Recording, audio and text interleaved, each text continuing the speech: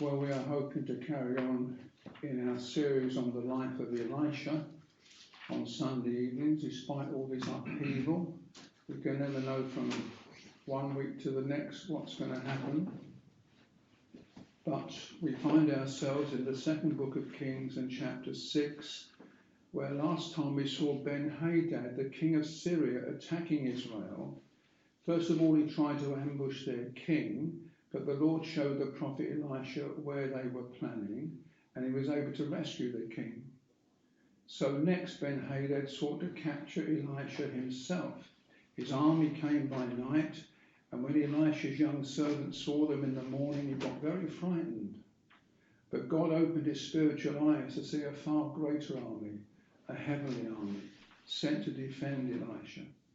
Elisha then prayed that the enemy soldiers would be blinded for a short time, and they were. And then he led them to Samaria, where he told the king to prepare a meal for them, and then he sent them back home. And that event ended by a remarkable statement at the end of verse 23 that says that the bands of Syria came no more into the land of Israel. It's remarkable because the very next verse tells us that it came to pass after this then that Ben-Hadad attacked Samaria. So surely this is a complete contradiction. How could this be? And this is one of those statements quickly seized upon by the enemies of the Bible who say that it's full of contradictions. But to start with, surely this only proves the divine inspiration of the Bible, supposing the book was man-made. Supposing somebody had concocted the whole thing up and was just pretending that it was true. Would they have put two such statements together like this? Of course they wouldn't. They would have made sure that the whole thing sounded logical. But you see, the Holy Spirit who did write this book is never out to convince people's intellectual minds that the Bible is true. It gives it to us as God's revelation to mankind, and we have to accept that by faith. The only people who will say that the Bible contradicts itself are those who want it to convict itself, and those who are against God, and those who don't really study the Bible at all. You see, there are two possibilities here, maybe three. One we looked at last time, which is that the Syrians never came to Israel again trying to capture Elisha, because now they thought too highly of his powers, having seen his hand in several miracles. The second possibility is that it's emphasizing the size of the Syrian army, for the end of verse 23 says that no more bands of Syrians came to the land of Israel, whereas verse 24 says that Ben-Hadad gathered all his host on the next occasion. So it could be saying that the Syrians never came again with just groups of soldiers plundering the land and stealing things, but instead they came with their whole army for one great battle with Israel. It says that they particularly came to besiege the city of Samaria, so the rest of Israel seems not to be affected by this, which may be a third reason for the difference between the two verses. One is speaking about Israel as a whole, and the other is speaking about Samaria. Anyway, Ben-Hadad now was showing complete defiance against the Lord, who'd shown him his great power, not only in the healing of Naaman, his previous army general, but also in the blinding of all his soldiers, and then the restoring of their sight. He's seen that. But we mustn't forget that Israel's king, Jehoram, was just a bad man. Elisha had gotten him out of one trouble after another, yet never did he turn away from his idols to the true God, even though he'd done these miracles for him. Surely there was more reason for him to turn to the Lord than there was for Ben-Hadad. Indeed, he should have influenced the rest of Israel to seek the Lord. And that's why verse 24 uses the words, after this. Israel's punishment came to pass after this. Well, after what? After Elisha had delivered the nation from the Syrian soldiers by a miracle, and yet King Jehoram still remained unrepentant, and therefore the Lord punished him further. You see, we must learn from the scriptures this truth, that if God chastens people because they've done wrong, but they carry on doing wrong, the next chastening will be greater than the first. As the Puritans used to say, God's taps turn into God's raps. The idea being that if a boy is tapped on the knuckles for doing something wrong, but he doesn't change his ways, later his father will rap him on the knuckles and that will hurt him more. Now Ben-Hadad's army besieged the city of Samaria so that no person and no food was allowed in or out of it. And after a time the food ran out and the people began to starve. Can you see the twist here? Amazing twist. The last time the Syrian soldiers had come to Israel, they were sat down and given a lot of lovely food to eat. In fact, verse 23 says that he prepared great provisions for them. And now the Syrians repaid this by denying food and water to the very people who treated them so well. It just shows you how evil people can be and how unthankful people can be. I can remember a time when somebody asked me to do something for them and I thought they were asking too much of me. It was an unpleasant thing and I said to them that I wouldn't do it. But within an hour, the Lord spoke to me and reminded me of something that that person had done for me once. And I felt ashamed and I phoned them up and apologised and said, of course I'll do it for you. And I did. You see, it's all too easy for us to forget the kindness which has been shown to us in the past when we're insisting upon our rights in the present. You may remember that we've seen in previous chapters of this book that there was already a famine in the land of Israel. In fact, the sons of the prophets were living on the bread line and sometimes they had to go out into the fields looking to find some food. So food was scarce in the normal days of Israel at this time. But now in this city, it was a great deal worse. Indeed, things got so desperate that in the end, an ass's head was sold for 80 pieces of silver. Just think what that would be worth today. Even if a piece of silver was only worth £20, and I would think it was worth a lot more than that, just a piece of silver worth £20, that would mean that an ass's head was worth £1,600. But it shows you the limitations of money. People would be prepared to part with a lot of money in days of famine in order to feed their stomachs with food. And I'm sure you remember that Esau sold his whole birthright for just a bowl of soup. And the same sort of thing is happening today. People are paying over the odds for food. They're paying more money than they would normally do. They know that it's going to cost them more. Perhaps people are on the fiddle, but they're thinking it's important to have the food. Now, apparently there's not much flesh on an ass's head, and it's unsavoury, it doesn't taste nice, and it's unwholesome, it doesn't do you any good, and it was ceremonially unclean. But things were to get even worse than that, so that eventually a fourth part of a cab of dove's dung was sold for 5 pieces of silver. The food had now gone. People were eating dung, provided they had the money to pay for it. 5 pieces of silver, shall we say £100 in our money, would buy you some dove's dung, but only a quarter part. This is about 3/4 of a pint. If you can imagine a pint carton, 3/4 full of dove's dung, that's what you were paying your 5 pieces of silver for, and you were glad to get it. Matthew Henry says, people who will not eat fat in days of plenty will eat dung in days of famine. And please don't think that these were degenerate people and that people today would never do the same. It wasn't that long ago when there was an air crash many miles away from the nearest civilization, and the survivors only kept going by eating the bodies of those who'd been killed. I remember an old man telling me that he'd been a soldier in the Second World War in the island of Malta, which was being besieged by the Germans, and the soldiers were on a ration of 1.5 biscuits per day. And this man told me that the actual children who lived there were getting less, and that he'd given his half a biscuit to a little boy. The trouble with people today is that they're on the other extreme.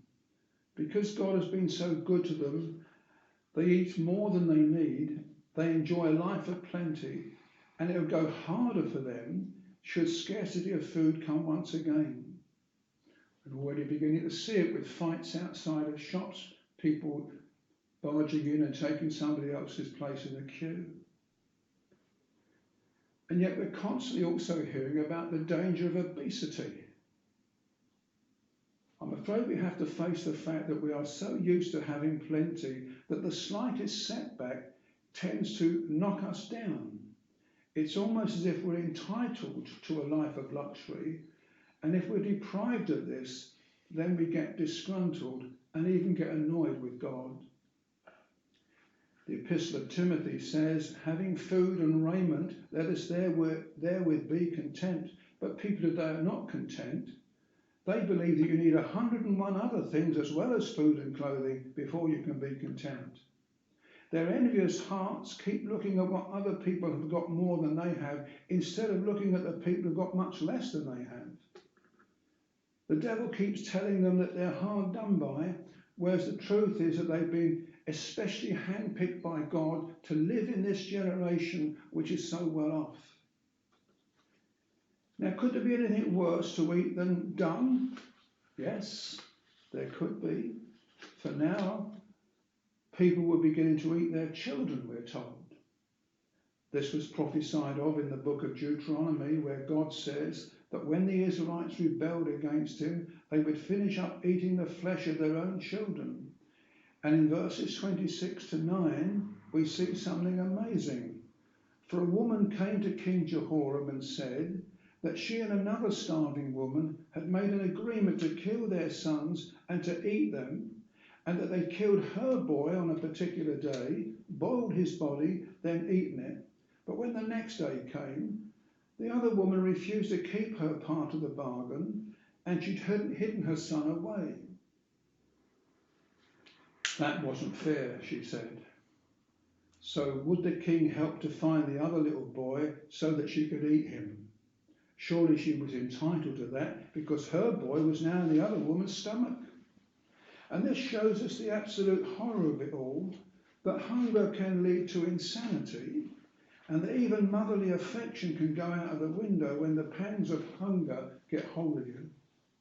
Mothers even murder their children. You see, this woman wasn't grieving because her boy was now dead, but because the other boy was still alive. And that's insanity. How much better it would have been if the woman had turned to the true Lord instead of turning to an ungodly king. He replies to her in verse 27 by saying, if the Lord doesn't help you, how can I? And this doesn't seem to be the language of submission to God's will, but of blasphemy and despair. He's more or less saying, God won't help you and I can't help you. Do we ever feel like that? We have a problem that we can't solve, but we know that God can, but he doesn't, not so far. So we get annoyed with God and we say foolish things. Well, when the king heard about this woman's trouble, he pretends to be sorry for her in verse 30. He tore his clothes and put sackcloth on instead. This was the outward sign that he was sorry and penitent. But he was only doing this for the benefit of his subjects, because we're told that they looked at him as he walked past by them on the wall. His heart was still evil, and he wasn't repentant. And this is proved by his words in verse 31, where he again takes God's name in vain and threatens to murder Elisha. God, do so and more to me if the head of Elisha stays on him. You see, there were still idols of Baal in the land, and there was no talk of removing them. And that's how it is today. There are plenty of people like this king. Some of them even go to church and give the appearance of being Christians, but they still cling on to their idols. And as soon as trouble descends upon them, who is it who gets the blame? It's God and his people and his church. It's their fault. The king's trouble was of his own making, but who gets the blame? Why, the prophet who'd helped him so many, many times before. We're going to chop off his head, yet he'd helped him so many times before. And God says to all men and women, rend your hearts and not your garments. In other words, there needs to be a change of attitude within you. People rarely attribute their troubles to their own making. They tend to want to lash out at others and blame them. The king blamed God for this terrible siege, but he couldn't get his own back on God, so what does he do? He takes it out on God's servant. Do you remember it had been the same with Jehoram's father, King Ahab, where after the Naboth incident, he put on sackcloth and reformed his life, and he seemed to be truly sorry. But the real Ahab soon came out when the prophet Micaiah prophesied of his death in the battle, and he put him in prison, and he fed him with the bread and water of affliction. Both of these kings gave themselves away by their attitude to God's ministers. That was where their real character showed itself. The Pharisees in the New Testament seemed to be very fine people in the way they lived, but it was their attitude to Christ that gave them away as hypocrites. And so it will often be that a person's true character will be seen by their attitude to God's ministers, and especially when they're rebuked by them. Now, despite all the hostility shown against Elisha, in verse 32, the prophet sat in his own house without any fear of the king. You'll notice the word but at the beginning of verse 32. His life was being threatened, but he sat peaceably in his own house. You see, nothing troubled Elisha. No threats, no starvation, not the army, not anything. His trust was in God, and therefore he had no fear. Proverbs says, "Whoso hearkeneth unto me shall dwell safely and shall be quiet from the fear of evil." And Psalm 112 says, "He shall not be afraid of evil tidings, because his heart is fixed, trusting in the Lord." Elisha met with the elders of the city, probably to instruct them about the situation, but maybe also for prayer.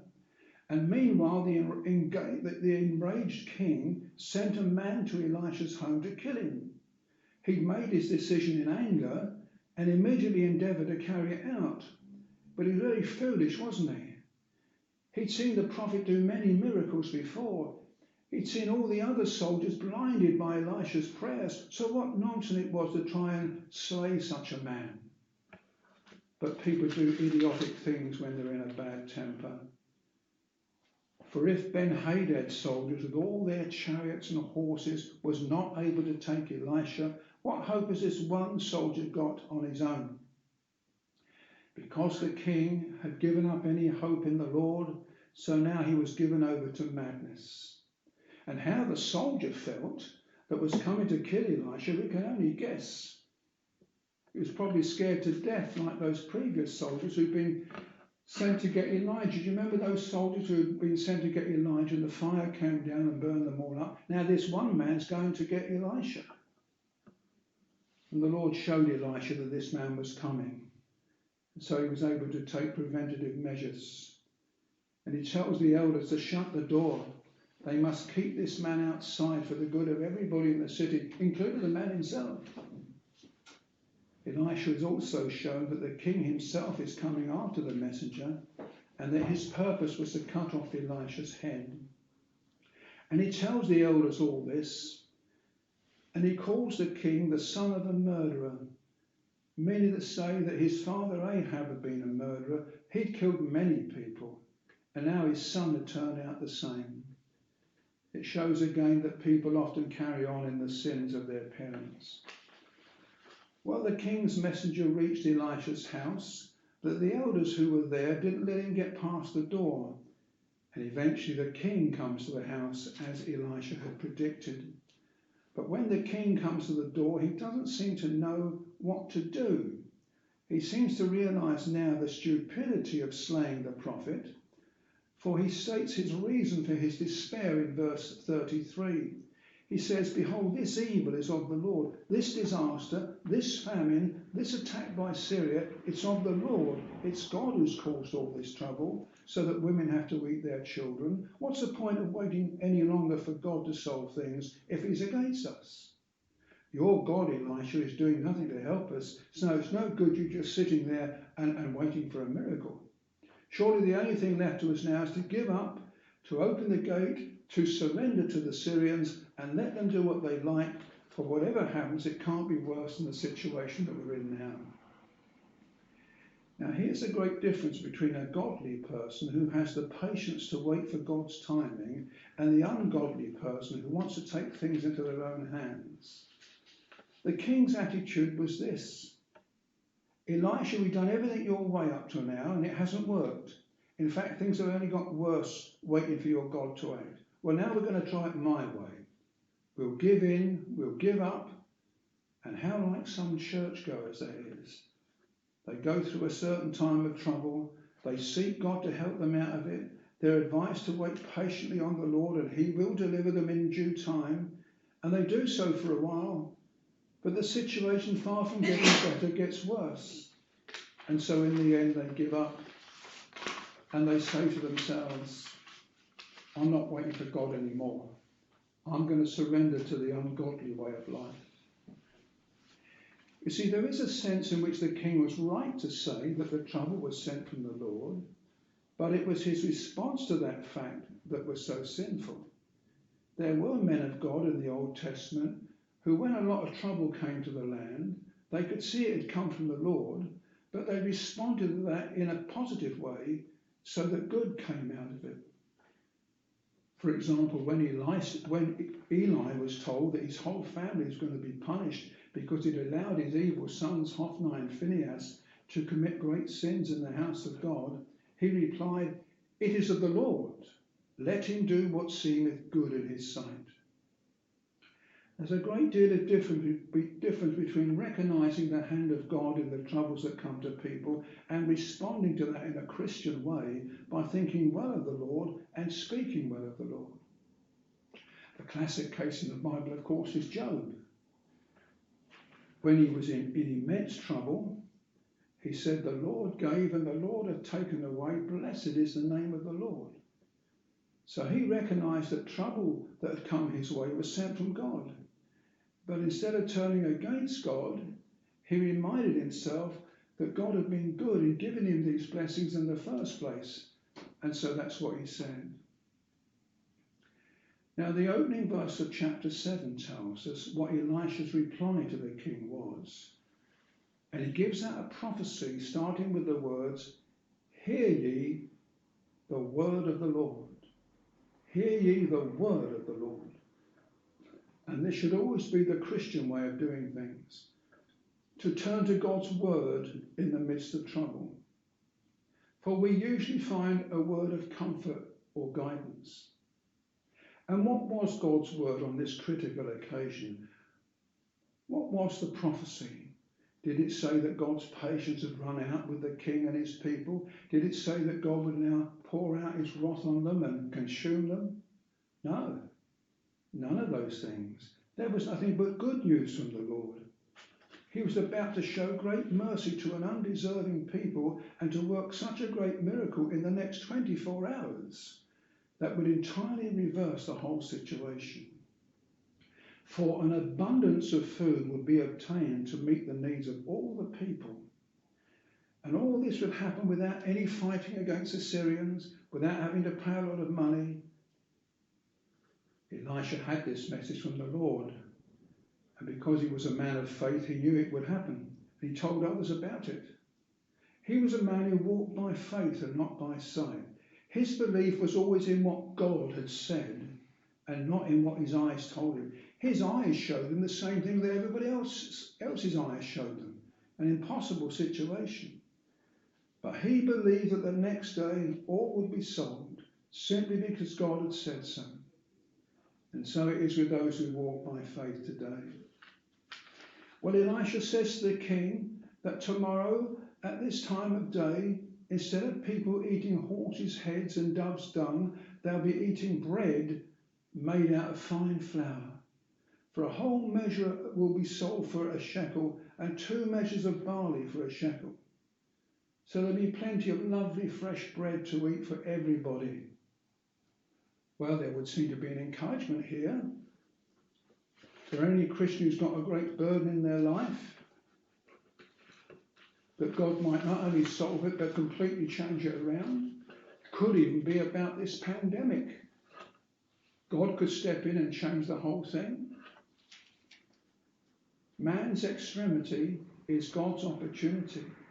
It's when a person sees that not only are they in big trouble, but there's nothing they can do about it, and they can cast themselves upon the Lord so that the hand of God will be with them to deliver them.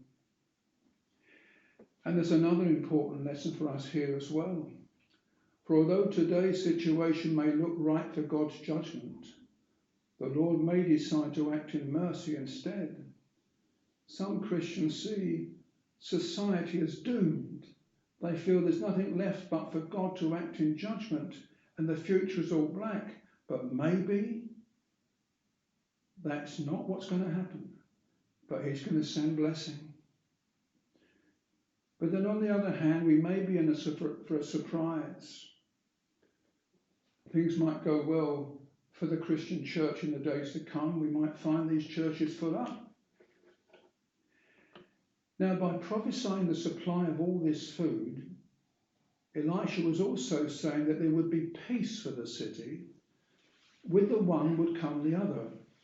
For although it seemed impossible that a lot of food could come in their situation, surely it would mean that the evil soldiers outside the city would somehow go away. So this was good news all round for the people of Samaria. But it would take some believing that such a vast amount of food could come into the city in such a short space of time, even if for some reason the soldiers were to go away. Anyway, there was another man present at this gathering, and he's called here in verse 2, the king's lord. He was a special courtier and a leading statesman, and he was as anti-God as the king was. He not only didn't believe Elisha's prophecy, but he thought the whole thing was sheer madness, and he laughed at it. There was no way that such a thing could possibly happen, he thought, that one day people would be eating dove's dung and even eating their children, and the next day food would be so plentiful that the very best flour would be so cheap that you get a whole sackful just for a shekel. This leading statement didn't believe the prophecy because it seemed utterly impossible. For even if the Syrians were to go away, it would take weeks to get the food from other cities and bring it to Samaria. So in his mind, the whole thing was ridiculous. Only a crackpot would say such a thing. So instead of rejoicing at the good news, he abused it. And how like people today. They're in trouble, and God says, I'm going to end that trouble soon. And they say, but that's impossible. It can't happen. But you see, this man went even further than that, and he would eventually be punished and lose his life, but not because he didn't believe the prophecy, because loads of other people didn't believe the prophecy. It's because he took God's name in vain. He says, if the Lord made windows in heaven, might this thing be? In other words, do you expect God to rain down food on this city like he did for the Israelites in the wilderness? Elisha, you're living in a dream world. The trouble with you is that you're old-fashioned, and things don't happen like that anymore. Which, of course, is what people are saying about Christians and the Bible. It might have been all right in the past, but God's not like that anymore. He doesn't do things like that anymore. Now, Elisha answered the man by saying, you will see the abundance of food with your own eyes, but you won't be able to eat it. You'll see the fulfillment of my prophecy, but you won't benefit from it yourself.